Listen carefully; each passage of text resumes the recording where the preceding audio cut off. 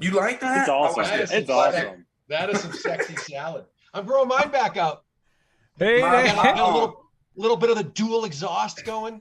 There you go. That's what I'm saying. You gotta have a little flavor in the back. Sure, you know what I mean? sure.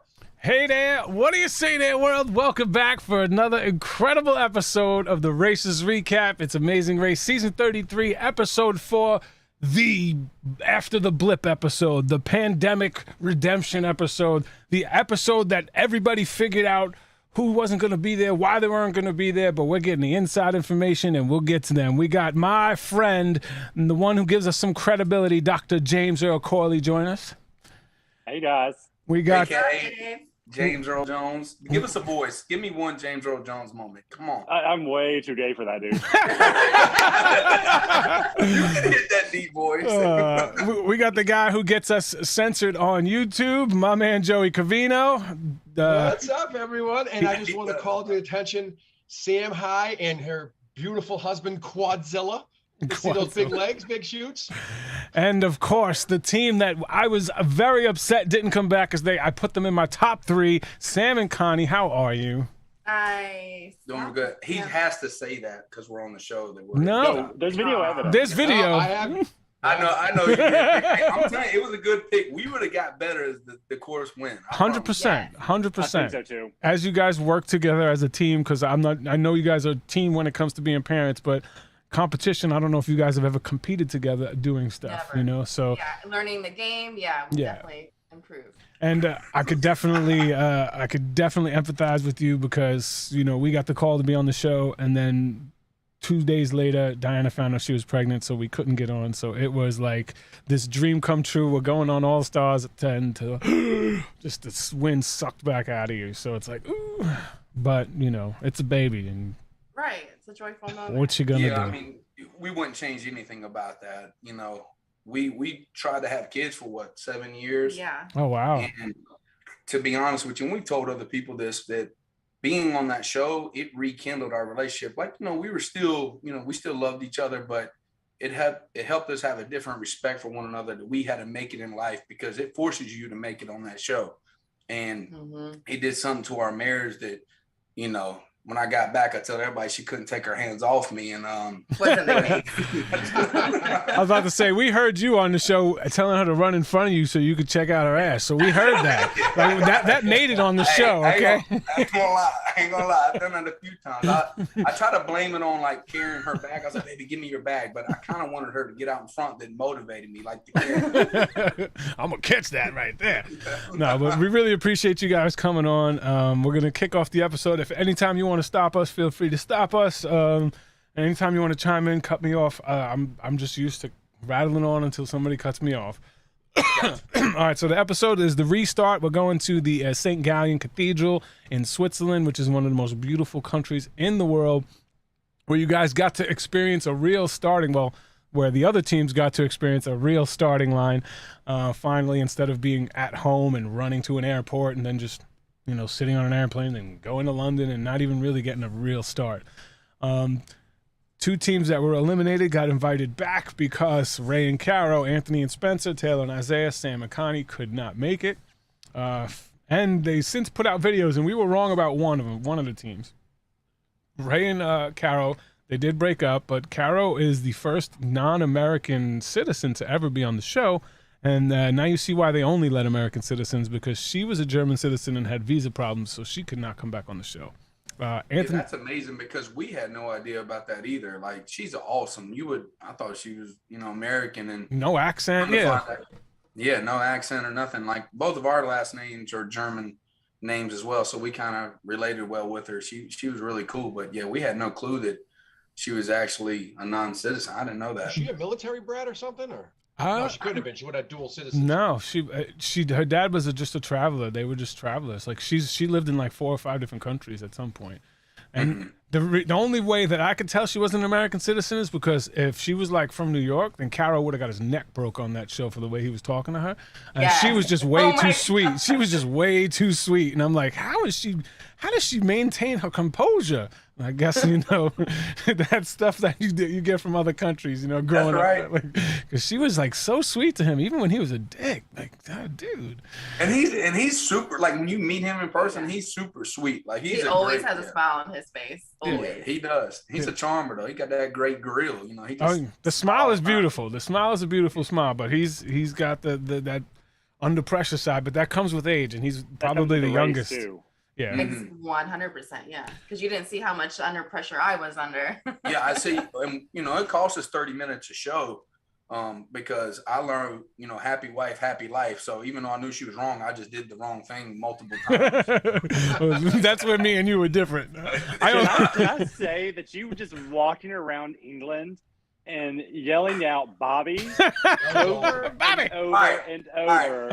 I got to tell my honest opinion on this. Like, listen, we got set up on that show multiple times and we still rallied back. But people don't understand. Like, I saw an officer of the law, and, you know, that's a great person to ask questions, I thought, because they know a lot of information.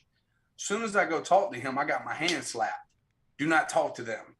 Like, we're not supposed to talk to cops and stuff. I was like, really? I was like, okay, so the whole time I ran around, I recognized that guy. He looked different, but that's why I was yelling out. Hopefully he would like look at me.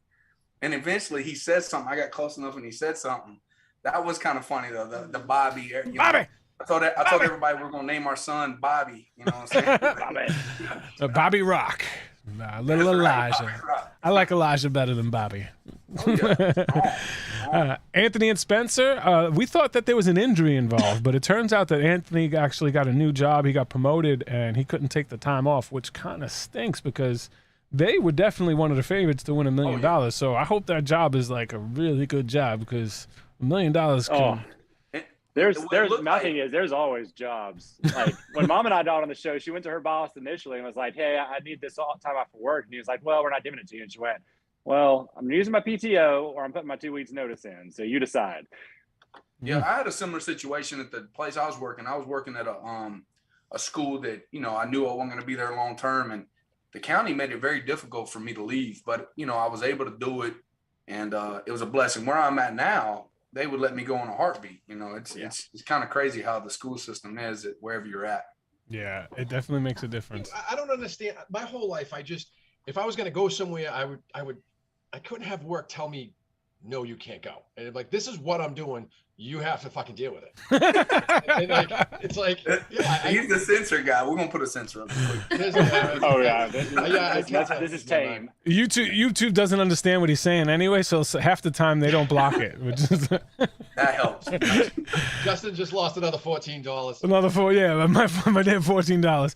If you guys don't see his Delta Indian Lima Foxtrot, that's a DILF shirt. If you just means, you know, Dad, I'd like Oh my God. I see that he's been trying to like get it on the screen. Sam, I'm gonna send you one. You know you want one. I kind of want one now with the hair to go with that. I'm back. This shirt was sent to me by Kendra Carroll, who's in the thing. I was supposed to have dinner with her and her family tonight, so I apologize I couldn't be there, guys. Because of last week's episode, her son now wants to play bagpipes. So this is a learning experience here on the races recap. Definitely. Yeah, Taylor and Isaiah, they actually flew out there to start the race, and like a day after they got there, they got the call from back home saying that Taylor's big brother had passed away from COVID, and the family, you know, my family would have been different. Like, there's no way my family would have even let me come back. But my family wouldn't have even called me. Yeah. But certainly, you know, I can't, you know, comment on people's families and how tight and close they are, but they felt that they needed to go back and be with their families rather than run on which the I did race. too. I 100% get and support that. Absolutely. I can't knock anybody for it. Yeah. I would 100% support that. I wouldn't do it. Right. Me neither. I completely support that 100%. It's awesome that they did that they sacrificed something that they really wanted for their family. And I think that's he knew that his brother had COVID before he went back, and he thought he was getting better. Yeah. You know, and, I guess, you know, he turned for the worst, and, you know, I hate that for him. But yeah, that is crazy. And Sam and Connie, they just decided they didn't want to come back. Yeah, how pregnant were you when you got the call? Ooh, so I was 7 months pregnant. Oh, you were really pregnant. Yeah, there was. Yeah. You would have been waddling on the race. Right. She tried to say she would go back. I I said, baby, they don't allow wheelbarrows. We can't. My wife was 3 days pregnant. She's like, I'm not going. There's no way. Just like, there's no way I'm going. I don't want to lose this baby. So, her first baby, she's like, so that would have been a little comical seeing like Connie waddle up the ropes on the mountain. Still passing Cherie? No. Oh God. Sherry's probably the sweetest person on the entire No, show. listen, them two We did it. are incredible humans. Like the stuff that they've did, even when the COVID hit and their program got shut down, they found a way to open it back up and feed tens of thousands of people, not just kids, but people in their neighborhoods and the people that really needed it, because COVID hurt a lot of people and a lot of jobs and a lot of money was lost. And they're incredible humans, but they're terrible racists. So this is a show where we judge races. We don't judge humans. We judge the Connie races. and Sam, our viewers know this, and we like to always recap this at the start of the season. Like, everyone in this podcast has been on the race and know what it's like and know the pressures. Mm-hmm. We're not judging people on who they are. We're judging them on how they race. Yeah, absolutely. And they don't race well. Yes. And we were ripping, and we have a little message that we talked to all the people on our race, and we were ripping that. I'm like, man, you're a jerk to your wife, man. We were all killing him. He was just like, chill. And Ray Fletcher asked, are you allowed to tell work why if they sign an NDA? Well, technically we don't sign an NDA. We do sign a contract of some sort that says they can sue us for the production cost of the episode. It's never actually been enforced. It's just to scare you. But they actually tell you can tell your boss, because a lot of bosses need to know. So you could tell your boss, and you could tell like a parent or a significant other. Those are like the only people. Because that'd be something funny, like dropping all our kids off, and my mom, hey mom, watch these kids for a month. Yeah, we'll be back. We're going on vacation. And I mean, there's so many people who are affected by COVID. Lulu and Lala's grandma, who you saw on the first episode, she went and she eventually passed away from COVID. Mike and Mo, Mike's grandmother, passed away as well the week before coming on the race. So he almost like didn't come, but his family was like, my family would have been like, no, my grandma would want you to be on that show. She'd want you to finish it. So he came on with a very heavy heart as well. So there was a lot of people being affected by COVID. So I can totally understand like not coming back because of certain. It's crazy. I mean, to hear the news, like, because we didn't really know nothing that was going on, and all of a sudden they pull this out there, and I'm like, oh, this is not good. We got to suspend the race. I was thinking to myself, I'm like, dadgummit. Yeah. Like we were going to start hitting our stride. It's terrible because you do so much to prepare to leave. Like people don't know how much you have to do to leave. Like especially when you know. You know, and it's just very difficult having kids. You have to do stuff with your job. You're already losing that time. It's hard to like ask for that time back. They'll be like, oh no, it's a process to get back to work early. Mm-hmm. You know, but it's also a scary moment because COVID had just hit. Nobody knew anything about nothing of what it was. So it was new to everybody. Yeah, it was too, is I remember when your race was shutting down, like, you know, most of us are friends with some of the cameramen and the production crew and the producers on Facebook. And a lot of them had come back and had COVID when they got back. Like I remember at least 3 or 4 of the camera crew and soundmen like had COVID. Yeah. A lot of them too were worried about getting back because they were just closing borders and stuff. Yeah. I don't know if we're allowed to say it, but I felt like Ryan had COVID. He did. The last day that he raced. He did. Ryan had COVID in 2016 too. So. Now they needed them two probably needed to start with COVID. They can run like gazelles, both of them. Yeah. Ryan and Ryan. I mean, good Lord, they need some type of handicap. I mean, well, those are the cameramen and the sound guys that you want. So we have talked about this in the past. There are some cameramen who can run, and they run backwards with the thing on it like this, and they're beating you in a race backwards. Yeah. And then there's other cameramen. Connie and Sam, do they still let y'all like hold the camera before the race to like show you what they're carrying? Yes. Oh, yes. It's heavy. Yes. Yeah. They try to like tell you that they're like, hey, you know, they're carrying this, but they'll keep up. I think they'll make 100%. it. You know, they'll figure out a way. Mm-hmm. I think one of them was on roller skates. Probably check Peter. He's like All right, so there was an unaired speed bump that we'll talk about here. There was a lot of people questioning whether there would be a speed bump from the 2 eliminated teams that came back. There actually was, and it looked like it was actually really fun. I'll show you some pictures from it, and it's already been talked about by numerous people. There's pictures out there, so it's not anything that's a secret. And this episode takes place, I believe it was on a Sunday, which in European cities, especially this country, most of this is shut down. There's nobody out in the streets, and it wasn't because of COVID. It's usually because businesses are closed and there's nothing to do out there. It's a Sunday is a day of rest, and there's nobody walking around. And that's why when people take off and they're running around the streets are just empty. There's nobody to ask for directions. And the first thing that they had to do is run 0.6 miles to a museum. And from there, there's 3 buses. One takes 3 teams, and then the other 2 take 2 teams. And of course, the teams that are the cream always rises to the top. This is the episode where you see, okay, people go back and people get better, but if everybody goes back and gets better, then it's pretty much an even playing field again. So it's the same thing. People just getting better and better and better. I still stand by that. You took a lot of that upper middle meets, and they didn't come back. I still think there's 2 distinct groups with the 7 that we have. Yeah. Because I think you took that upper middle meet out, honestly. I think Connie and Sam were starting to hit their stride. You had Spencer and Anthony. I guess if you did the math on it all, we were going into the new part of the season after COVID. We were probably the 4th ranked best team behind Anthony, Spencer, Kim and Penn, and then Ryan and Dustin. We would have been, like, if you did that, we were the next guys in line, I guess. And Anthony can run. Spencer got in serious shape. Right away when you meet these who you're going to struggle against and who you're going to have to beat.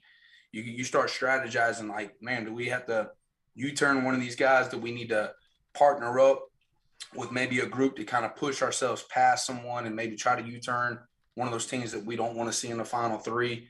There's things that go through your head, the strategy I know that you guys are all about. Yeah. And, you have to think that stuff, because when Anthony and Spencer and Dusty and Ryan, it looked like they had a partnership going right from the get-go. Those are 2 fast teams, and they're not just all athletic and not witty. They're witty people, so they're able to figure things out quickly.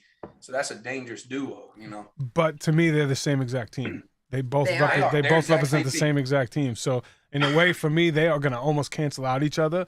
And especially if they run together, then they're going to make the same mistakes together. And that's when teams like, you 2 and Kim and Penn, who rely on more than just that athletic ability. And that before you go in. It's not just an athletic thing. I got to be smarter than the other teams. Well, I'll go ahead. Can we say certain things? I don't know. Like the day that we had the self-drive day, I knew Penn and Kim were like the team. Hey, we had a kind of like a little deal, like Raquel and Kayla and Penn and Kim. We all got on the same flight together, so we were able to communicate. They showed them meeting up, but we were already there at the airport. And we were able to communicate with them. And I realized that dude's got like a photographic memory. He's got some things together. And like a self-drive day, we were following him. That sucker smacked somebody in the first mile. I was like, oh my God. And so we had to drift out ahead. He hit a human or he hit a car? Huh? He hit another human or a car? Another car. Oh, because that's happened dozens of times. And there's been. He just scraped it. And the guy was like, oh, it's a piece of like, move on, you're fine. And I was like, oh shoot, like, what? and for anybody watching, if something like that happens, it's up to the person that you hit whether you can leave or not. It's not up to you. Like, if you hit, you can't just run. If the person allows you to go, then you go. Just like on our season, one of the cousins knocked down a motorcycle, and the people who they messed up the motorcycle, they let them go, so they were allowed to just move on. If not, then Rado on the self drives in my season hit everything with the lottery. Every time he got behind a wheel, he hits. Who is this, Joey? The big redheaded dude with the beard. Rado, Michael Rado. Okay. He hit. When I tell you hit everything, they only showed I think 1, but every time he got behind the wheel, he's like, dude, I hit another car. I'm like, that's crazy. All right, so the route info says that, like, I'm not going to go into too many mileage on this because some things seem like they were 60 miles away according to Google Maps, and some things were like 20 miles. So I don't know if that's actually correct because I didn't confirm that. But this looked like the first place that you had to go was about 20 miles away. But that was what the bus took you to, so they wouldn't get lost. And this is where you got to go to the cable cars. And here is where you need to understand, like, people like me, people like Kim. Kim is the female version of me. But she has a much better attitude. She was in the bus, taking notes as they were going up the hills, rights, lefts. She's had her own directions, so she didn't have to stop and ask people for directions.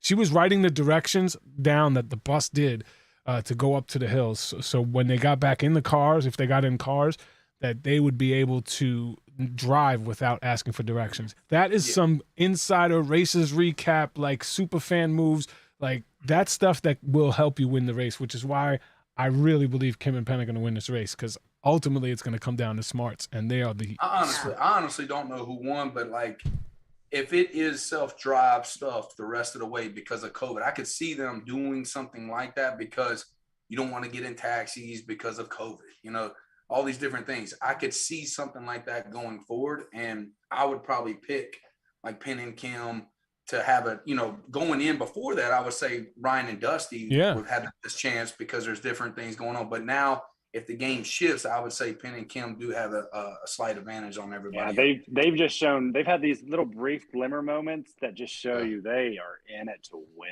it, and they know what they're doing. James Earl, do you think they'll set themselves up for a U-turn now though? Because when they're you look too at nice, those people are too nice. I don't know. There's people that you know, we're around them enough that we know that, all right, they're very successful and they're very funny, but these other people want to beat them because, you know, like you have like Raquel and Kayla who are like regular folks like us, and $1 million is a lot different. I know $1 million is a lot to anybody, but maybe the Penn and Kim, it might not be as much. So they're going to be hungry. They'll do whatever it takes to win, you know, going forward. So. Yeah, I don't see it. I just don't see them getting U-turned. If the only team that would U-turn them, I think, is Ryan and Dusty. Ryan and Dusty are going to see it, and Ryan and Dusty are always in front of them because they are smart. They do their tasks awesome, but they're always kind of middle of the pack until the end. They always pull away at the end because they do the task right. But it's kind of, I don't know. I think everyone's going to eye Ryan and Dusty for the U-turn, but I think Ryan and Dusty are going to get there first and U-turn them. We'll see. I don't think there's going to be any U-turns. I don't think they have it in them. Quiet down, Sam. Connie. Well, they don't know. They weren't there. They weren't there. So they're not. You know. She's the old sweetheart right here. She would U-turn me. We would have got to the stop. You're U-turning. I'm going on without you. And I'm like, I don't know. I just with the U-turn, I think it's different because we've all done it. That I think we would U-turn these people, right? In this situation, in our minds, we're like, no, you got to. But we have to remember all of these people are first-time racers, and I feel like you kind of lose. You don't have as good a perspective for the finer details, right? And I feel like Kim and Penn aren't like this major threat that unless you like know the race and know what to look for, they're not a major threat, right? So no one's sitting on their couch being like, "Oh my God, they're crushing it." You're looking at Ryan and they came in Dusty fourth and fifth, and then first and second. This past week, I disagree with you there, James Earl, because there was something that I'll get into it later, but there was something there that I noticed right off the bat, and I'm like, these two work, and this is what I had with Connie and Sam at the beginning, was they know each other. They know each other's good and bad, and I think they're gonna offset each other's good and bad in a way that, like someone like Ryan and Dusty, or even Raquel and Kayla, are gonna see that from a distance and go, you know, they're a threat. They're kind of sitting back. They're kind of doing the Brooke and Scott type of thing. We'll see. Okay, so let's play this out. So, but honestly, so they do U-turn. Okay, Ryan and Dusty U-turn them. Kim and Penn are going to be next to the pack, right? So if I'm Kim and Penn, I have a lot of teams I can put up behind me. I can put Akbar and Cherie. They ain't going to beat me with a U-turn. Right.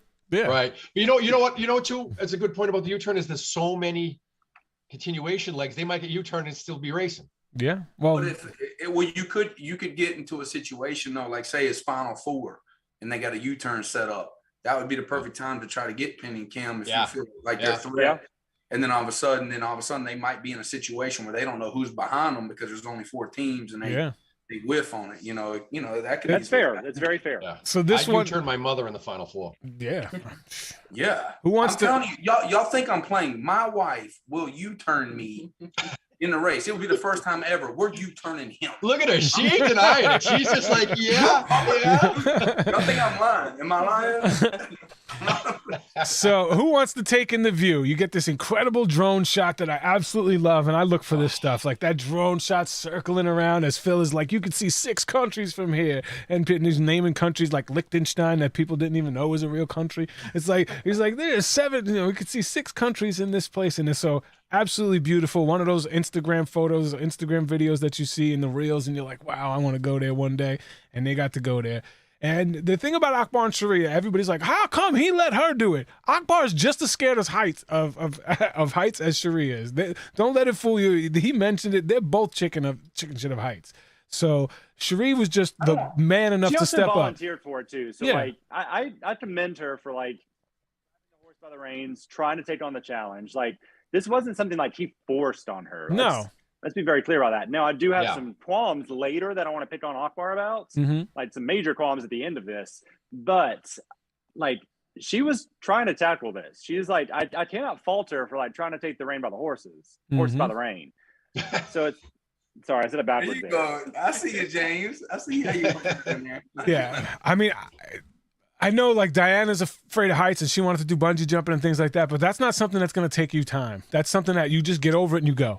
Like, this is one of those things that because she was so scared, she was going like at just a snail's pace. Yeah, but you didn't know what it was going to be. But they knew they knew that to go there and get a clue. That was it. Yeah. To go out and get the clue. And I kind of agreed with it at first because I'm like, well, they're in Switzerland. They're in the Alps. There could be another one coming up. Maybe they would kind of say, well, let's get this one out of the way quickly because it is a heights challenge, but it's not that terrible. But when I saw slow shoes going, I was like, oh shit. But on a side note, what do you think about that as part of a memory task? Name the 6 countries that you could see from Switzerland. That would have been great. But that would have been serious, right? Where would they have known task in the final 3? Yeah, how would they have figured it out though? Like there's no one to ask. There's not a lot to look up. There's no flags unless the Amazing Race planted flags around, and then nobody's going to know the Liechtenstein flag. I mean, well, you don't need the flags. Just name the countries. But how would you know those countries? How would you figure it out? I don't know. Maybe they said it in the thing. It said go to the spot where you can see these 6 countries. But I didn't see the clue. I don't know. I thought it'd be cool. I just that view was incredible. And the one thing about the race that I don't want to knock is that because we've all been to such beautiful places around the world, but you want to take 2 seconds and kind of look around and enjoy it, but you can't because you got. I was in Milan and Venice and Lake Como, and I can barely remember what it looks like because I was like, like a nut. And the partners got to enjoy it. Their partners got to sit there. Their partners got to sit there and enjoy the view. So yeah, right. Now, is there ever been a situation like, because we had some people on this show that were extremely large humans, like 7-footers, they felt like, and Akbar was one of them, as long with the Mike and Mo, like those 2 guys are gigantic. Yeah. So is there situations where they can come to a roadblock where you cannot do it because of your size? There is. But what they do is on that front page where, it says like, who's ready for the view? There's a line underneath it that'll have like a note. You must be less than 6'3" to do this task. Because they had it with like the Globetrotters. It was on some roller. That could have happened. That could have happened to Cherie there too. Right. 100% could have. Yeah, I'm not knocking Akbar there. I'm not. And the heaviest person on this race was Mike. He was 270 pounds because he was getting ready that is a big dude. The first time he went on, he was 240. And when he came back the second time, he was 270 because he gained 30 pounds of muscle because he became a professional bodybuilder. And I love him, but I would whoop his tail in arm wrestling. I promise to God, I would throw it. I thought you were gonna say you'd whoop his tail. I'd be like, I wouldn't want to fight that dude. I wouldn't want to fight that. I watch Over the Top all the time. I'm telling you, I would take his arm back. Well, I listened. I'd love to see it. To tell you the truth, I'd love to see it. But that's a human I would not want to piss off at any point in my life. When he was sitting next to Mike when he came back, I was like, oh my God, because it just didn't. I didn't really notice it much in that first episode. But when he was sitting there saying this is with a great chance, a second chance, and all that, I was like, look at the size of that guy's arms. He looks like a funny fact right here. We have like a picture on the inside of Mike and Mo training, and because they're officers, and so they're doing training. It's got Mike, kind of whooping up on Mo, and we're like, dang, Mo, this is what happened. He's like, I got him right where I want him. Like Mo's a biter. Mo would have bit his cat. The little pit bull. All right. So Cherie is going 8,000 feet above sea level. It has a huge effect on you. And if you've never experienced it, this will knock the wind out of you. Like you start running and it's just like you can't get enough oxygen. And there's a lot less oxygen when you're that high up. Another potential superfan move, Ryan and Dusty actually trained for altitude training. They did hikes at 13,000 feet, which is 5,000 feet higher than this was. So they were 100% prepared for this, and you could tell by Ryan and his amazing calves that everybody kept talking about, but he was also in incredible physical shape, didn't slow down once. He just kept running.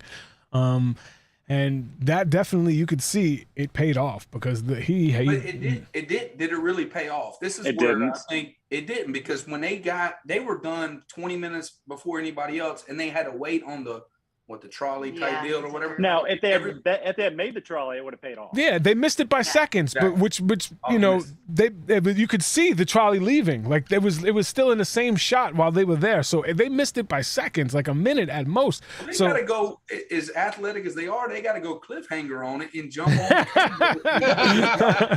Like, how bad do you want it? You know. But those are the little things that can make a big difference later. You know, just getting that little, like one extra 30 seconds or a minute that he could have gotten on there, and that would have been a huge like. That would have been huge. Yeah, 10 to 20 minutes is what the stuff I heard some people say 10 minutes. Ryan and Dusty said 10 minutes on the screen. Kim and Penn said 20 minutes. So it's either 10 to 20 minutes was the wait in between. But everybody eventually caught up except Akbar and Cherie, and they all got on the gondola going down.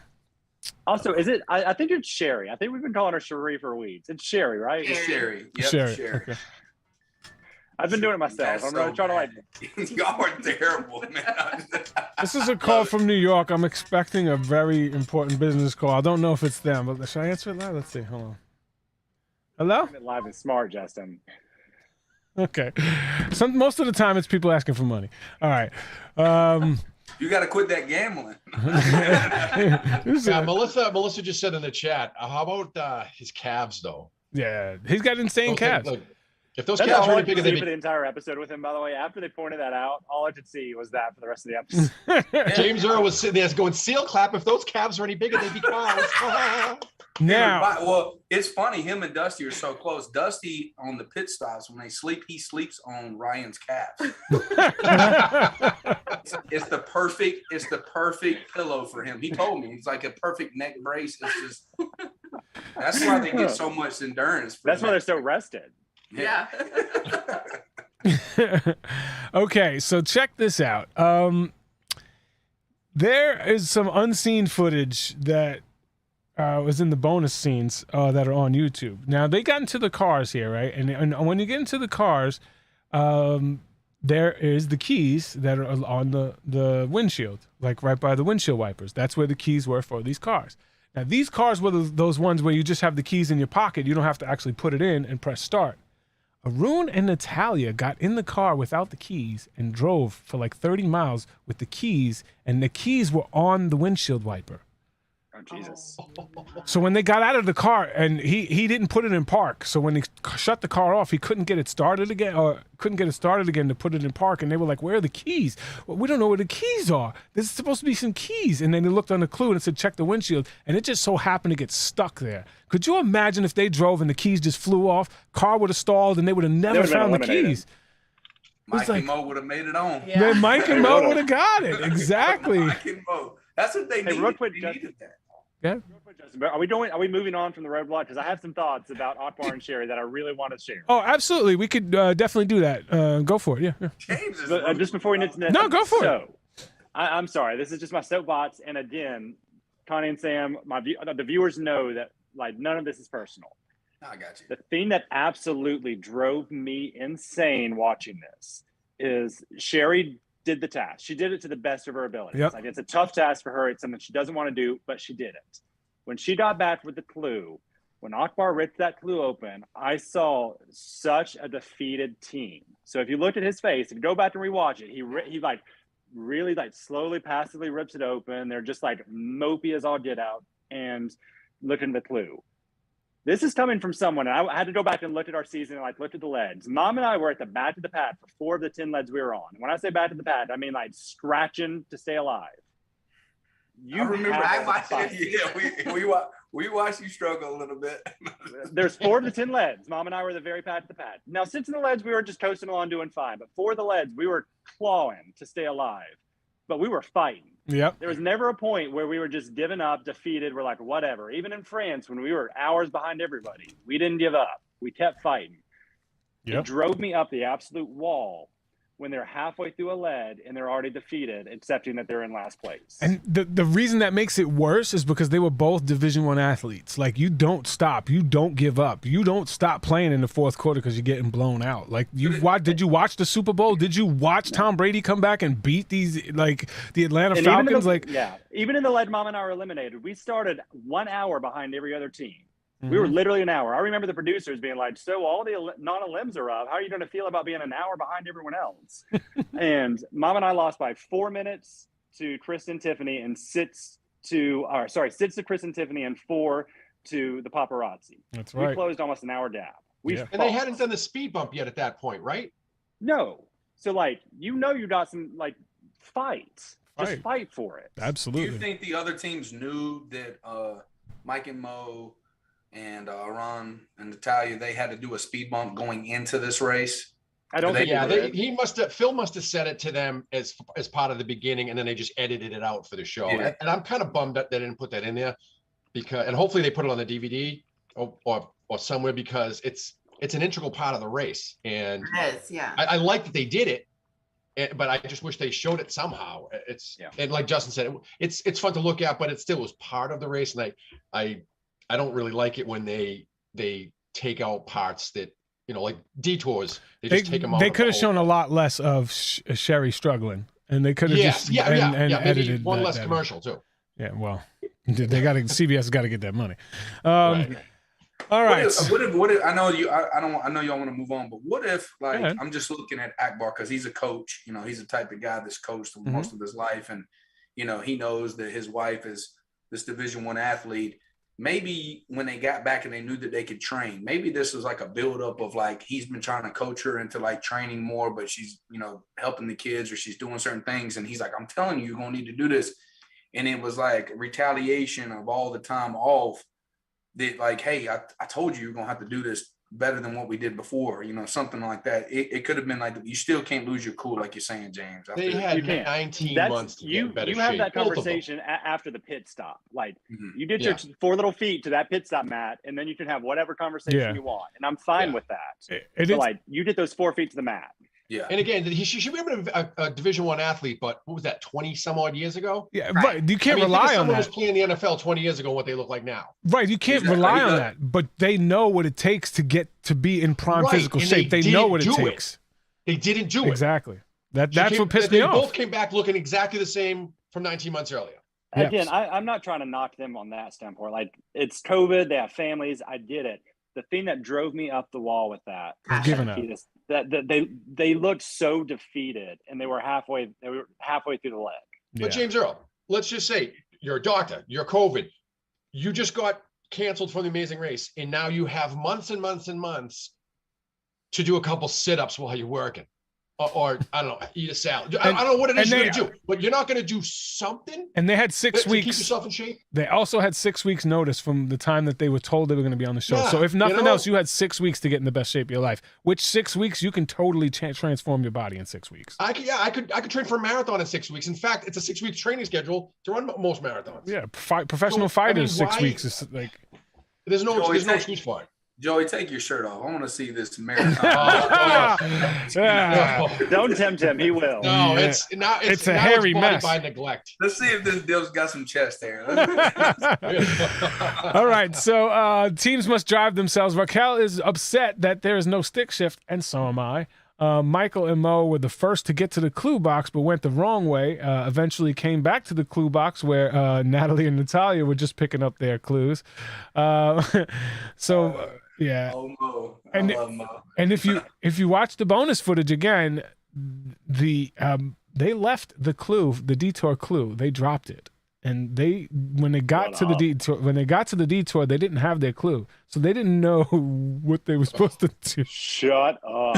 Yeah, they didn't have it. And that dry, that's crazy. And the extra sheet that has all that information, it looked like one of those things you slapped on the wall in London. Like, it was tore up and like all scraggly. I'm like, what are they doing with their clues? Like, it looked like he ate it and I had to take it out of his mouth and redo it. Like, My thing is like, just put it directly into your fanny pack. Yeah, Right. every time. The same thing. You read it right into the fanny pack. Read it into the fanny pack every single time. Make it a habit. Boom. Read it, fanny pack. Read it, fanny. And you have the biggest fanny pack.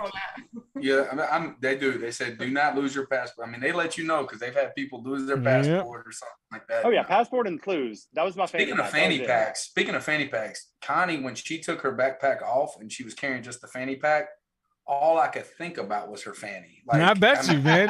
You love it. It's great to see that you're still loving your wife. That's why we have Elijah Rock right now. He couldn't wait to get home. He was like, yeah, let's give it a try. What is the time? Okay, all right. Sequester? I don't care. Send me the sequester. I got plenty of time. We did some guerrilla warfare. This is a PG-13, right? This is PG-13. You good? All right, you good? So at pit stops, we're in rooms beside people. We were trying to be as loud as we possibly could. Keeping you up. People are just friends. Yeah. And that was going to the bathroom. That's the guerrilla warfare we're trying. They can't do this. Yeah, Mike and Mo. If you hear Mike and Mo, you know there's a problem. All right. Poor little Mo.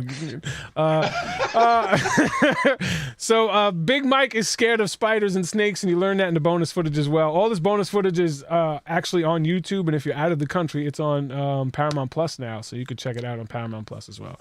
The detour was punch it or toss it, and 100% would have took punch it. I was a Boy Scout, and leatherworking was one of the merit badges I got. Every tool that they used, the belt that they used, I've worked with that. That would have been such a great task for us. You kept your hat from it too. My little Boy Scout hat. So they basically either had to learn a choreographed flag tossing routine or put a story together along a belt, which was just, attention to detail. It had to be certain distances apart, and that was a much easier task. But the problem was getting to and from the tasks is where teams had the biggest problems. I don't know if it would have been a bad decision because on all the detours before we were on, I felt like we made the correct decision on all of them. We chose the faster detour every time. And I think we would have chose punch it as well. So you said that when we watched the show, we would have chose punch it because I thought I was knocking something out. And I was like, let's go. Yeah, let's go. I go to those bars all the time and try to break those records, and it comes down. When you're watching it, it seemed like that one was the slower one, but that one was only the slower one because teams got lost on the way there. But it was also the two teams that had a speed bump too, right? Right. The speed bump was after the detour. Really know. Yeah, the speed bump was after the detour. And that was confirmed by Natalia. So Kim and Pan, who this should have been right up their alley, wound up struggling a little bit on this one. And they struggled. One time they had it, but Kim gave up. And here's a clue. Here's something for any races, future races. On a judge tasks, never stop yourself. Don't stop it. That's literally what was wrong with me and Mom in Paris. And you hear me tell her, just mumble words, say syllables. Mm-hmm. There's still the human element involved. You know what I'm saying? Yes. They don't have playback and all this stuff. It's the human element. They might be like, you know what, that was pretty good, and let's move on. Yeah, and their accents trying to do French stuff with the Southern accent, that was almost impossible for them to do, to get it as good as other people. So they know they were going to be a little more lenient with you guys, and your mom kept stopping. I was like, no, stop. I know. Eventually I was like, stop, just keep talking, just say words. So Kim, if you're Kim ever stopped. Don't stop. Yeah, Kim stopped herself. James is a perfectionist, you can tell, though. He's a doctor, man. Precision, man. Precision. I would be terrifying in a final lead. I want you to know that. Listen, and I've said this a dozen times. I was never scared of Josh and Tanner. The only team I was never scared of Kelsey and Joey. The only team I was ever scared of was Denise and James Earl, because I thought James Earl was the only person who was smarter than me on the race. And I want you to know, I don't know if I've ever told you this, Justin. When they brought us back to the States before your final lead, they tried the final challenges, the memory challenges. You're the reason I lost. Yeah. They made it with me, Mom, Shatatat. So the four of us had to do those challenges. And I did both memory challenges in 60 seconds, literally. I did both in 60 seconds. And then the next quickest one was Rick, and he took 10 or 11 minutes. Yeah. What is your strategy to remember that type of stuff? It's just natural photographic memory. Part of it's natural. Part of it's natural. And then if I've ever done something once, I can remember it for a long time. And it was flags both times. Well, it's flags and capitals. And in college, I played this online game where you had to do flags and capitals and country shapes. And I've just retained a lot of it. See, it's good stuff. And we what knew. did you do in college? Oh my God, It's Joey. like a quizzo, man. It's like quizzo. Most people did, I don't know, bongs and beer stands. I can still do that too, Joey. I can have a lot. I don't know, man. He was in med school, bro. Okay, they're not doing like I wasn't keg always in med stands. school when he was undergrad. Attention to detail here was just a little bit of punch it. Those teams kind of sailed through. The difference was Mike and Mo saw Arun and Natalia doing the story in one direction, and they knew that they were going in the opposite direction. So one of them was definitely going to be wrong. I don't. If you're not 100% sure, I don't know the strategy there. Go ahead. Wasn't there a belt right there? That It didn't have the same ones on it, though. It didn't. Different No, story. but it had. It was a different story. No, it didn't have the same ones because he compared them. No, And there was ones that's hanging. that's a trick one. The ones hanging were the extra belts that if they lost them, they were going to use those belts. And the one that he compared it to was not the same one that he was working on in front of him. I said the same thing. Why don't you just go and look at it? But the one he was working on was actually a different one. I went back and looked. Okay. All right. Fair.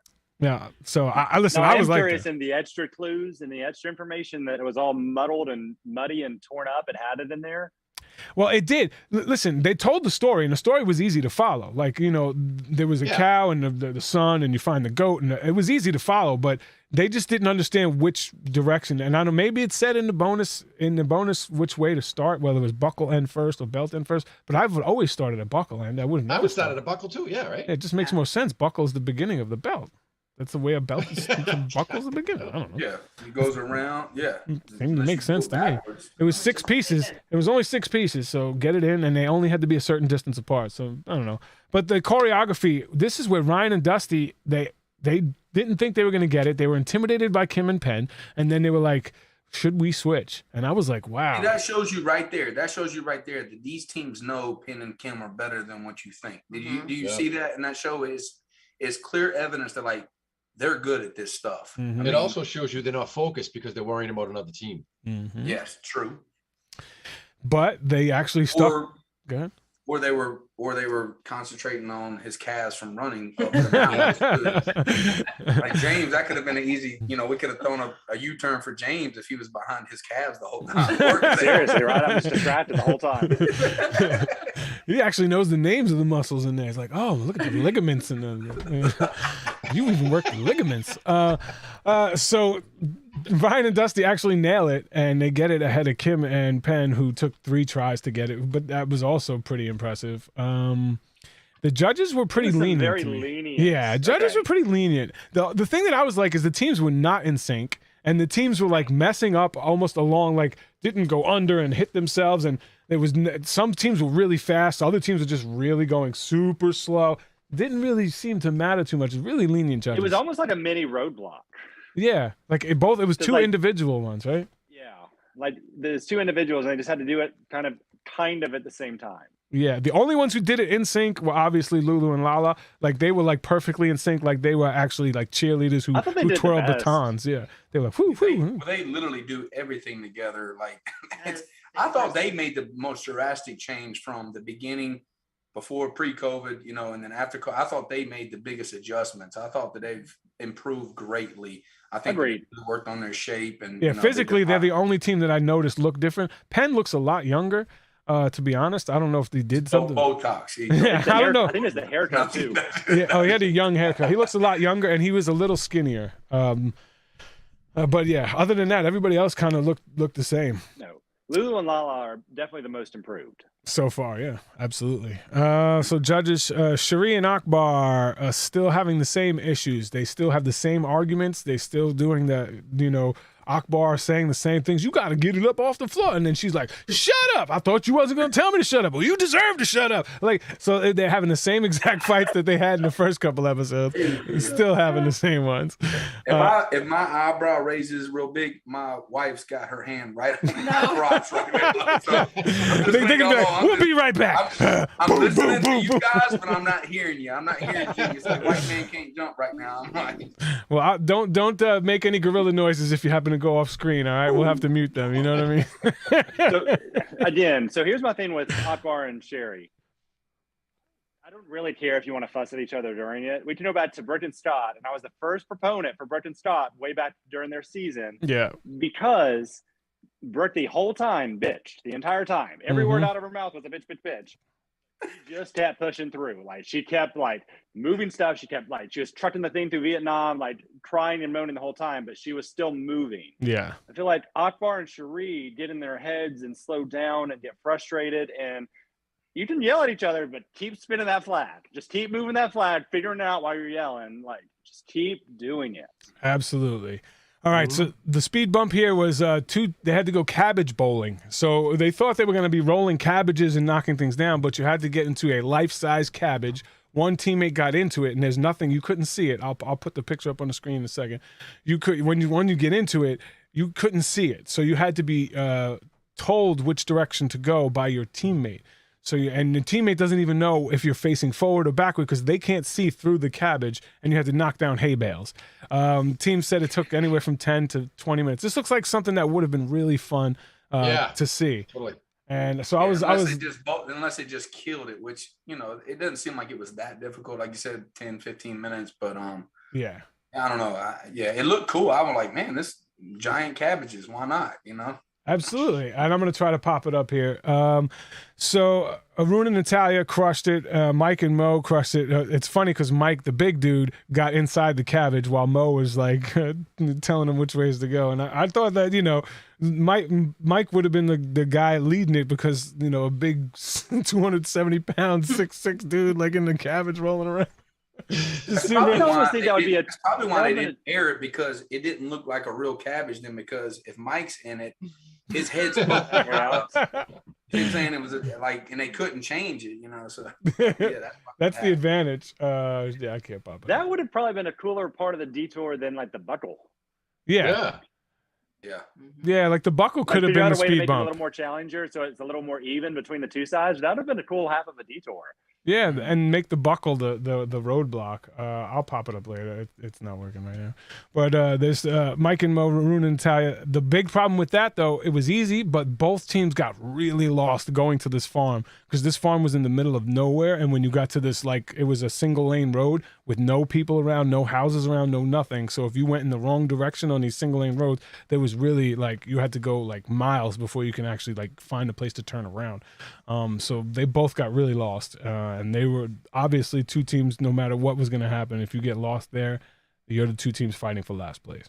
So they both. You know what it almost reminded me of, Justin? You remember when we had to go up to the bimodal plains and it was like the middle of the countryside? And oh my God! Which way you're going? Yeah. That's what this whole leg reminded me of, and it's tough when there's no one around. Yeah. Because like you're just like going up to random people's houses and knocking to me like, "Hey, I got a camera guy here. You can trust me. I'm not gonna just. Can you give me some help?"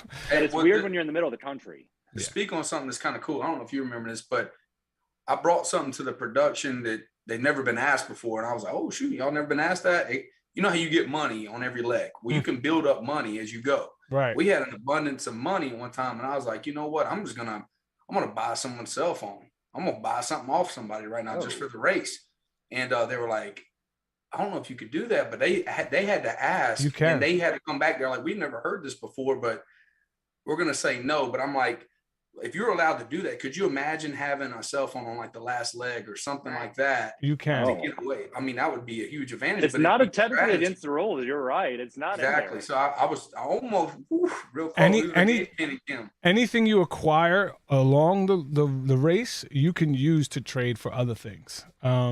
So like the money that you have, if you're going to use leg money and you want to buy a cell phone, then go for it. Like you're allowed to do that for any future racers. Well, it looks like they just said no. They told us no. We would have done it. They told it. It took. They had to make a rule though. Like that's definitely not in the rules you signed. Yeah. It wasn't in the rules we signed. Yeah. Now that I think about it. And other contestants have borrowed a phone and mailed it back. Somebody borrowed a phone on the final leg of a season, and I wound up mailing it back to the people. They never showed that probably in that. They probably edited it out though. That had to be a long time ago, Justin. Somebody in chat will know. I off the top of my head, I want to say.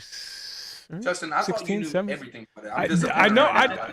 There's 33 seasons. I can't tell you which season it happened, but it definitely happened. And all right, there's a picture of the big cabbage on the screen here, and you can see Mo is next to the cabbage, and he had to stand next to it and say, you know, go forward, left, right, and, you know, then knock down hay bales. So This is when route info is going to take you to the pit stop here. Teams must drive themselves to the Market Gasse Al Talasatan and check in. See, that's easy to say. And for coming in first place, Ryan and Dusty won by a couple minutes. They were like, because you could see in the same shot, Kim and Penn come up on the mat while they're still there. $2,500 each, which is probably enough to pay for the taxes for the trip they won.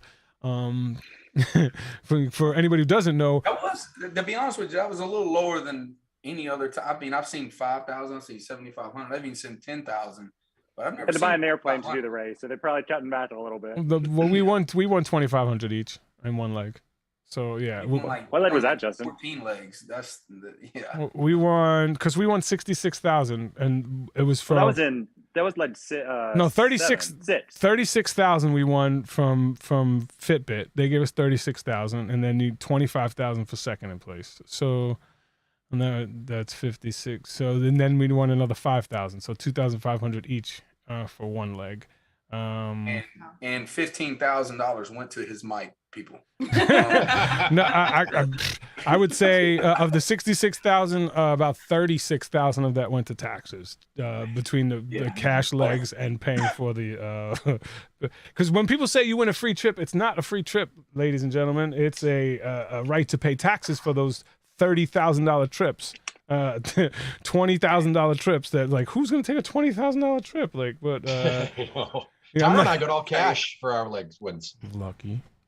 Mom and I just got a trip. And you can't chain them in for cash. You either take the trip or you don't. That's it. If you take the trip, you pay taxes on it. If you don't, then it just goes to waste. Well, how much taxes is it going to cost Kim and Penn to go to Cape Cod? You can give me your family members, because me and my mom gave ours to one of my cousins. But they have to pay the taxes on it. Yeah. They did. Yeah. They made James pay the taxes. Yeah, you pay the taxes on it. So they came in first place. Kim and Penn in second, and then the same thing. There was a foot race between Raquel and Kayla, Lulu and Lala. So seconds separate third and fourth, and then the clear back of the pack teams with Akbar, Cherie, Arun and Natalia, and Mike and Mo. So we do have a clear top two, a clear middle two, and a clear bottom two, as far as I'm concerned here, unless something dramatic changes. Totally.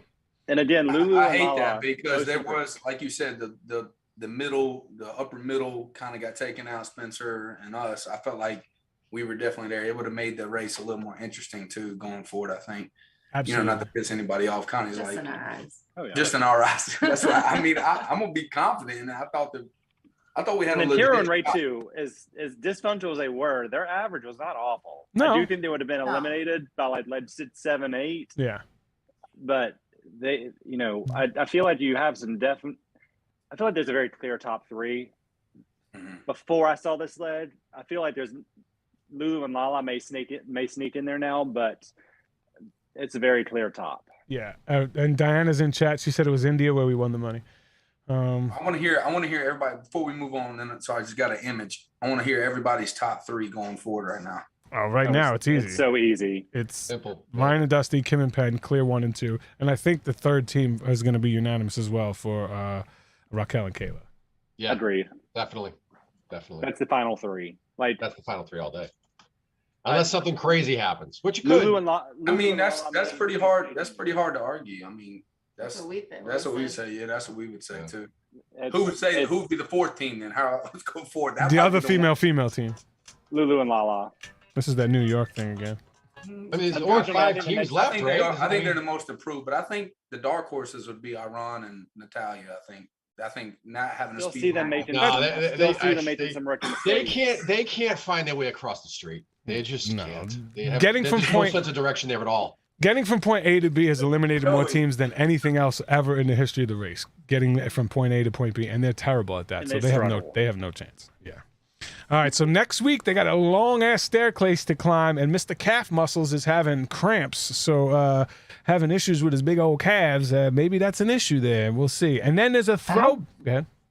How is this lead not a non-elimination lead, BT Dubs? I know, right? We have 6 teams left going into lead 5. Yeah, I think this leg coming up is a non-elimination, or a keep on racing leg. Let's be honest. Of the next, 5, 6, 7, 8, 9, 10, 11. Of the next 6 legs, unless there are less than 3 teams in the finale, 4 of them are going to be non-elims. Yeah. For the record, we can eliminate a team every single leg, and we wouldn't make it to 12 legs. That's a great And I'm saying point. there's one team running at 11 that comes in last as their first. So what they could do is keep on racing legs. Instead of 9 on limbs, they'll just do keep on racings, which I think they'll do. Yeah, but it's the same thing, Justin. Kind of, yeah. But Okay, then it Mom and I is. didn't come That's in last. fine. Who cares? It is, because when we finished second, it was no advantage at all. We came in first. We didn't get no advantage either. We didn't get no prize, no advantage. So it was just like a regular, just keep going. Like I know, but you still get considered last. People still say, like, I came in last, me and Justin, not Justin, Krista and Tiffany and, oh my God, I can't think of Team Texas right now. Josh and Tanner, goodness. Yeah. Like, we still came in last. Even though they're continue legs, like the Lulu and Lala still came in last on a leg. Now they kept going, but like they came in last. I'm just watching Justin look at the chat. Joey just said he wants to beg my wife in chat, but thanks. No, I said I was trying to help. Help what? She said I got baby fever. She said she got Connie. She got baby fever. She says I got baby fever looking at Connie and Sam, and you're like, I want to help. What does that mean? That means you're going to help. I just want any way I can. I'm just saying. Connie's hand. She just raised her hand up. I'm telling you, but it grazed me again. All right, so there is not to hate love. You want a non-Joey hates love moment here? I'm trying. help me, help you. Help me, help you. I'm concerned we're about to have like an OnlyFans moment with Connie and Sam. Like, you're just gonna see the camera fall down and just run and that's James Earl's camera. And then 9 months later, there's gonna be another baby coming in. Yeah, you're gonna see something just come up in the camera. This is going to be the highest rated, highest watched episode ever of Race's Recap. So you're going to get a throwback of season 14. If you guys don't know, go watch season 14. There's going to be the same exact bungee jump off that long ass dam that Sherry's going to have to do. So it's going to be a bungee jump. Bless her. Good luck. God bless her. And that's probably one that Akbar can't do, because there is definitely a weight limit for bungee jumping. So this is one that probably she had no option but to do. So when teams are like, oh my God, they're letting her do another heights challenge, I think probably what I agree. Yeah, that's probably I think he's a little too heavy for that one, because he's a big boy. So I will say too, the funny thing is, if that is a roadblock, we don't know if it's a roadblock and it's like that isn't a roadblock or not. If it is, Cherie has done 3 roadblocks. Akbar's 1. Like, God bless Cherie. She's a trooper. But if they stay in it, it's an advantage if Akbar is athletic on a certain event that could push him forward. It could help him get totally closer. fair. It's 100% fair. It's that is one way to do it. The second highest bungee jump in the world, by the way.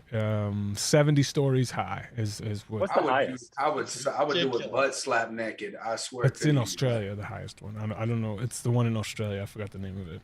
I mean, they've done on Sam, the race. that would definitely bring the ratings up. And here's a human jump rope. Some might touch bottom. They might not.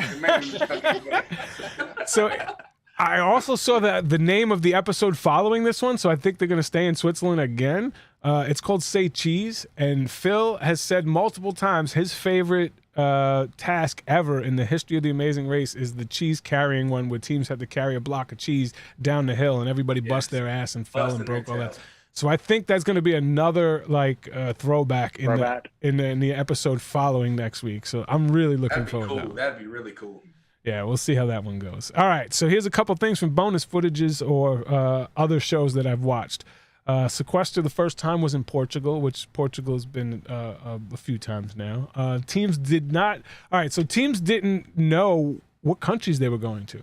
When you got on the private plane, it's not like going on a commercial plane where you know exactly what country you're going to and you could do research. You're in the airport and you're sitting there and you could do research on the countries. You could talk to people. You could borrow cell phones and laptops and do research.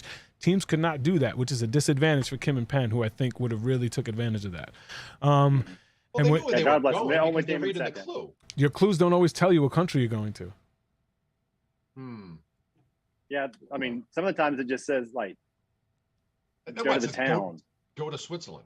Well, it says like go to Nachenschlurgen. Right. And if you don't have a phone to look up Nachenschlurgen, you don't know what country it's in. It could be in Liechtenstein. You know what I mean? Like, we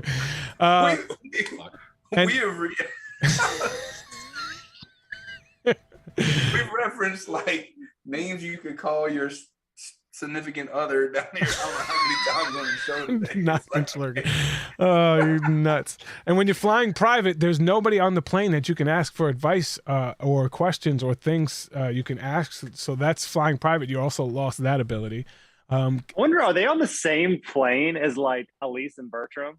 Oh yeah. Are they like 4 rows behind Elise? Well, there is. I'm sure there's like a first class section where it's like "Don't talk to me" section. Very much agreed. So. It's like, leave me alone. No, actually, Bertram flies ahead of everybody. So he was in the Arctic Circle when they were when they shut the race down. He's a cool dude too, man. Oh, he's awesome. Yeah. But he's still on the lead. He was like yelling at all of us with the little hat challenge in Africa. Like he still does stuff on the lead. I think they should show him in every leg somehow, some way, like Marvel comic movies. You know, like Where's Waldo? Yes. Like how amazing would that be going forward? Like I think that would be really cool because he's Bertram's he's an interesting guy. Yeah, I love it. He's a really interesting guy. I love him. I actually texted him for a reference because I was looking to move to Amsterdam. So I texted him, I'm like, can I use you as a reference? Because I'm not Amsterdam. I'm looking to move to the Netherlands. Can I use you as a reference? He was like, okay. But that's cool. And there is no town with that name in Liechtenstein, by the way. Thanks, Logan. I appreciate that. Logan's in here, so give us some bonus points. I'm so mad I can't see this chat. Is it on Facebook? It's on YouTube where we're broadcasting. Okay. It's also on Races. If you just go to racesrecap.com, you can see it there. That'll take you right to the YouTube page. Kim runs the race just like me. She takes notes on everything. She studied the race. She has spreadsheets. I have no doubt in my mind that they're going to win this race. Sam. Okay, Sam. Yeah. Sam, let's talk. Let Connie.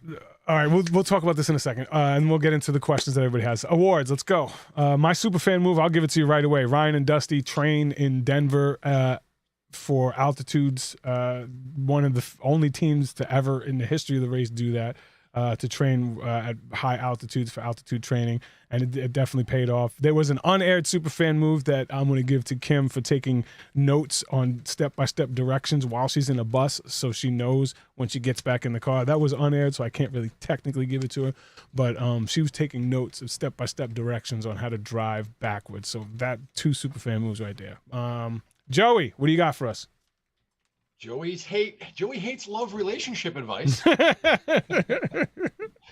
Arun and Natalia, don't listen to your father anymore.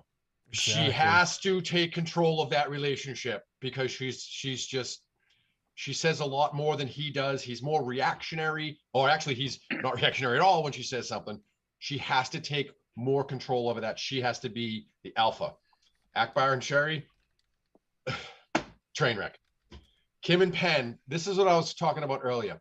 When they restarted the race, I don't know if you all noticed this, but Penn looked down and he grabbed Kim's hand and he held it just until the start of the race. I saw that, and Justin, I equate that with your nose thing for Leo and Alana. I thought it was awesome. I said, these two are dialed in. They're ready to go.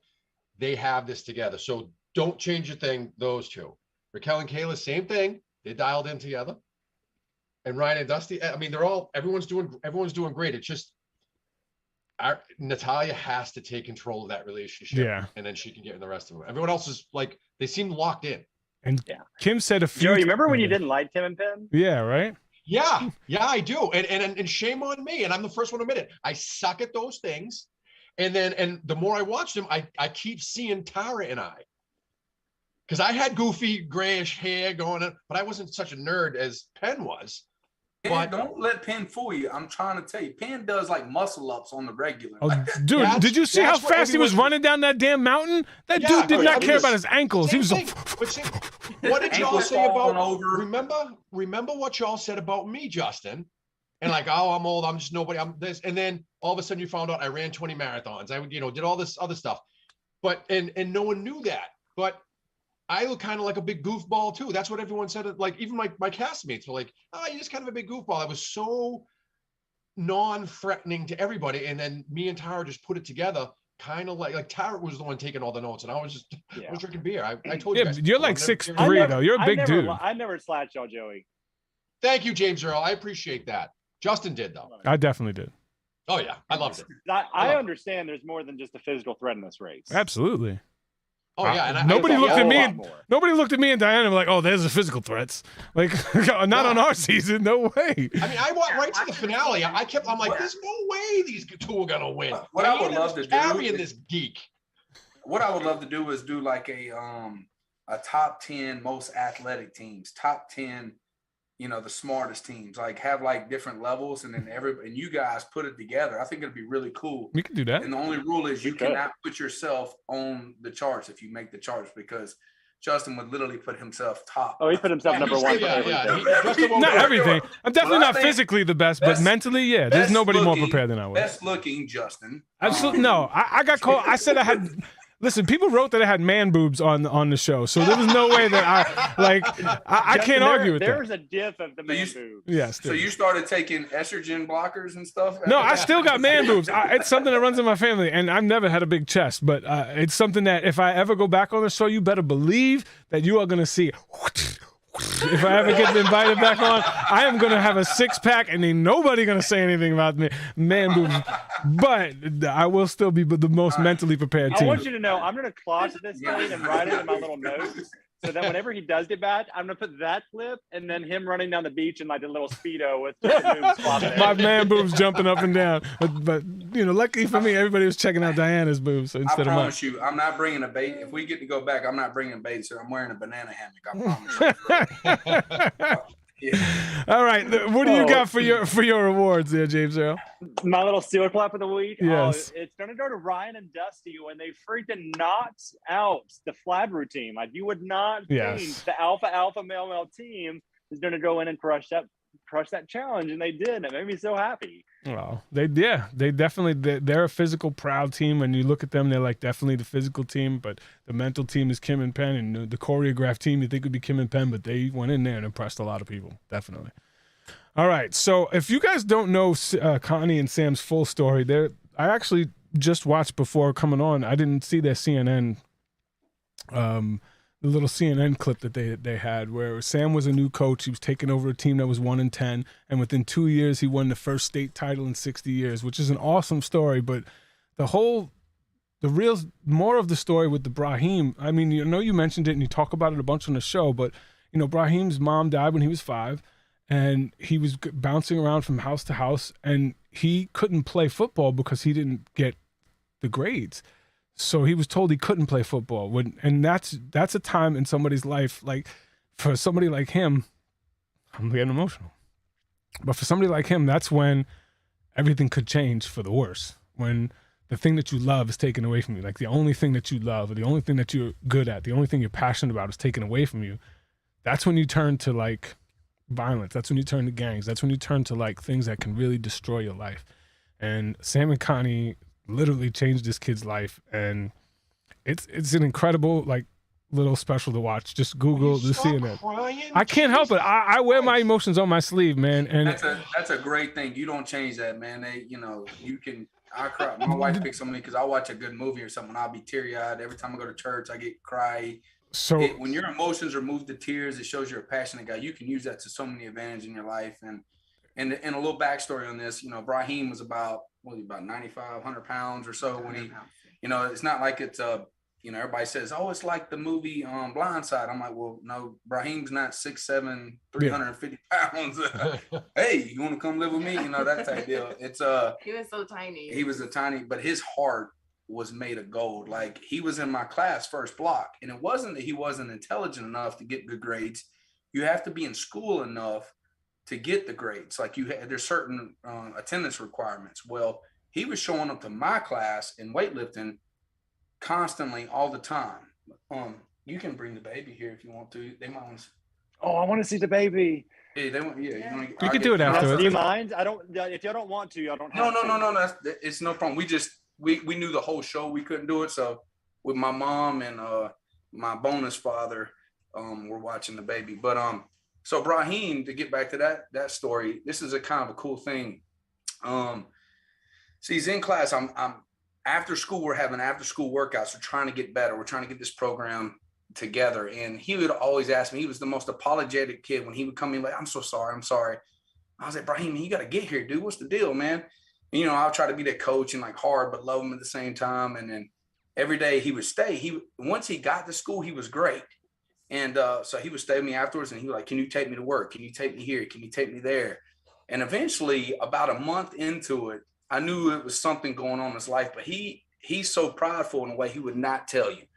Like, he would never say, here's the little warrior right here. Look. Oh my goodness. Yeah. Little munchkin. Look at all that hair. So Jesus. cute.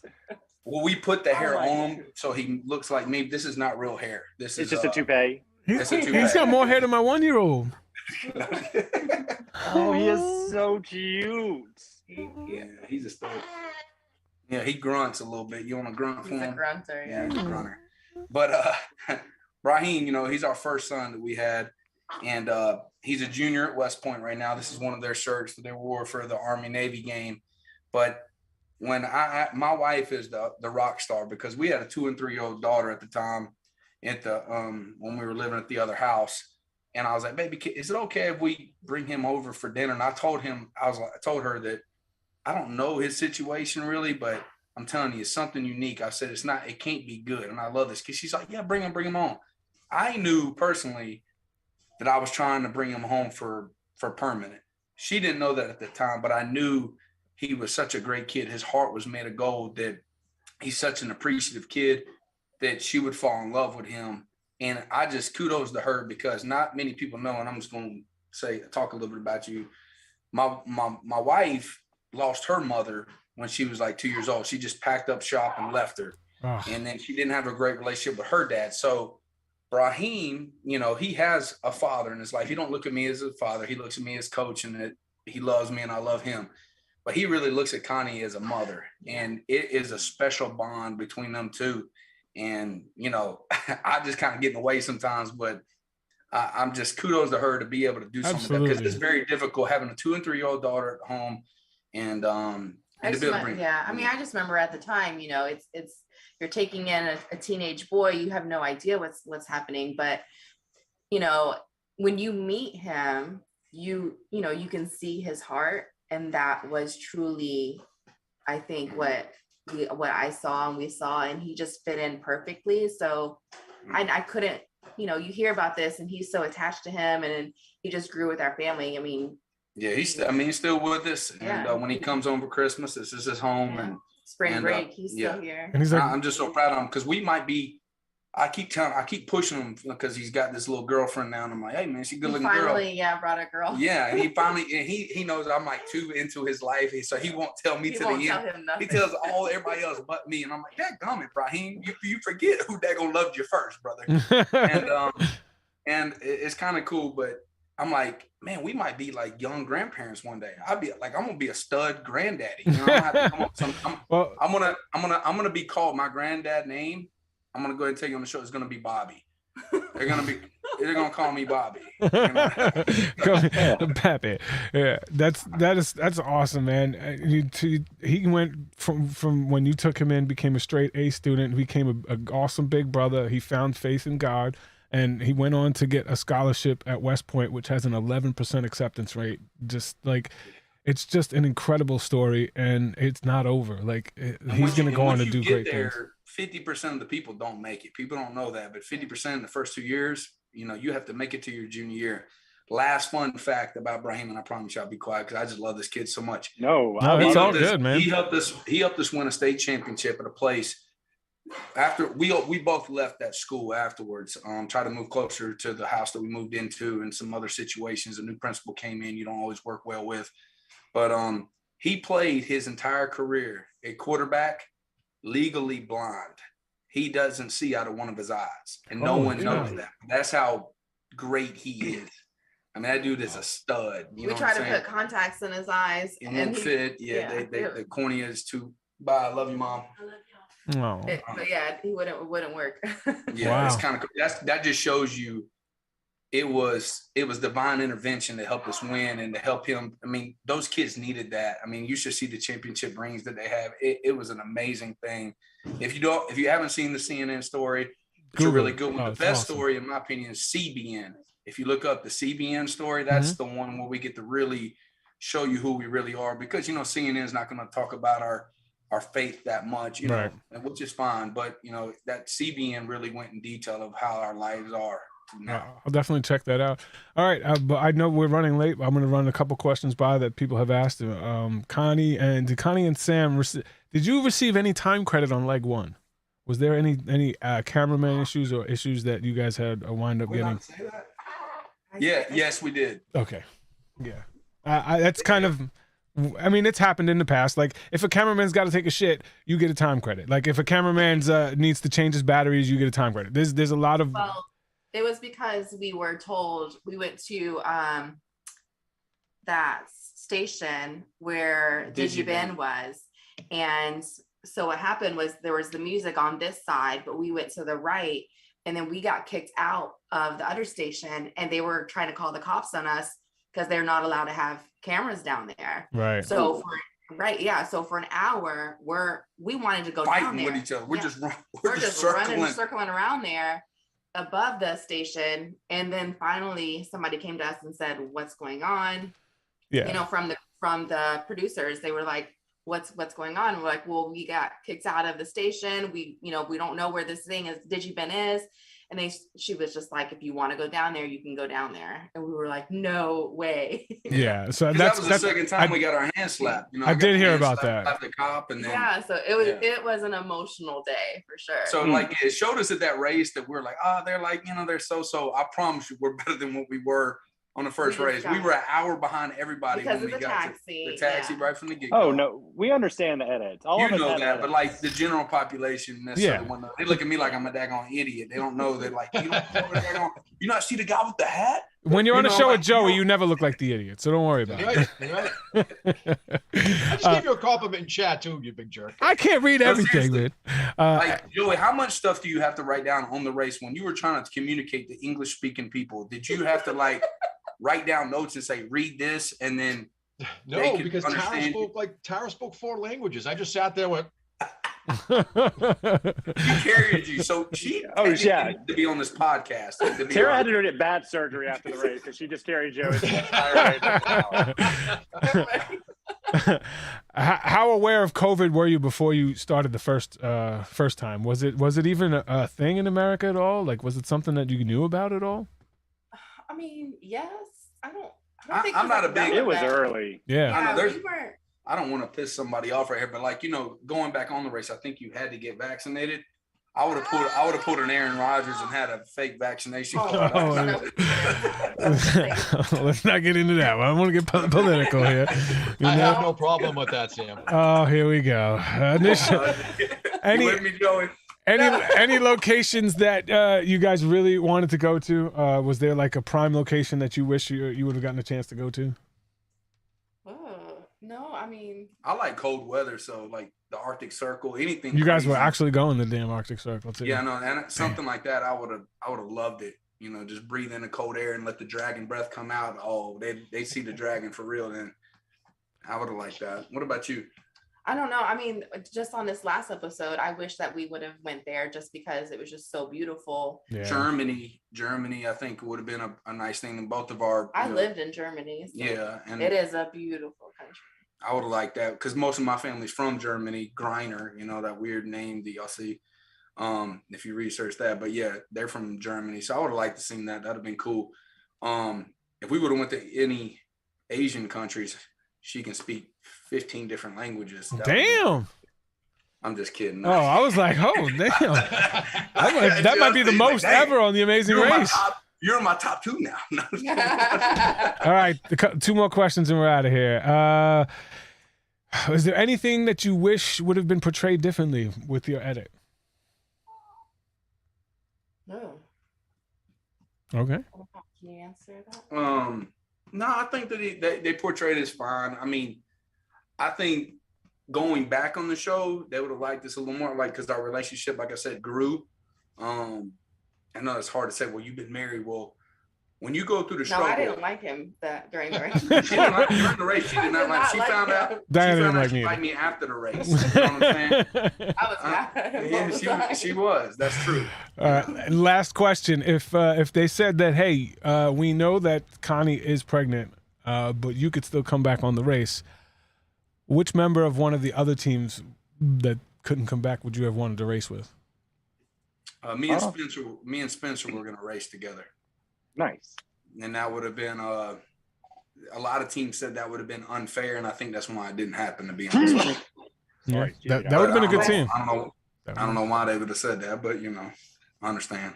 Definitely. Yeah. No, that's an interesting thing. And I think there's been buzz about that. That's why that question came up. Well, we really, really appreciate you joining us, and thank you so much for bringing little Elijah on. And I love the little nugget. He's so cute. And yeah, it's ironic too, because the last thing we said on that show, and if you go to like the YouTube videos, I was like, man, that's a heck of a rock. I always say you got to be built upon a rock. Well, that's Elijah Rock right there. He was kind of built upon that foundation of us building a trust between one another. And it has a biblical feel to it too, because you know you got to have strong enough faith built upon a rock to grow. And so he's named Rock. I'm hoping he's good enough in sports. I'm gonna call him Rock. He got to be good enough. And last thing, and I promise I'll let you go. And we got the longest podcast ever in history. Sorry. That when he was born, they let me play the Tiger. He was born. I'm the realest dad ever. Connie let you do that. They didn't let you do that. Connie was like, okay. She was drugged up. I didn't ask her until she was drugged up. She just said, "Dead." He's like, "What's going on?" I promise you, we all right, guys. Joey, James Earl, anything? Bye. Yeah. All right. Great. We know this was a blast. I had a blast. It was so good to meet y'all, and I Pleasure. really hope to see y'all in the race again one day. Next season. If you ever want us to come back and just say, hey, let absolutely, us know. We love this. This was fantastic. It was a lot of fun. You're part of the family now, and that's not going to change. And every one of you, thank you so much for watching. Thanks for hanging with us. We know time is the most valuable thing that you have, and for you to spend any of it with us means the world to me. And I hope that we entertained you. I hope we gave you what you want. I love being able to talk about my favorite show with some of my favorite people. Have a good one. Thank you. Ciao, everyone. Charlie, come Bye.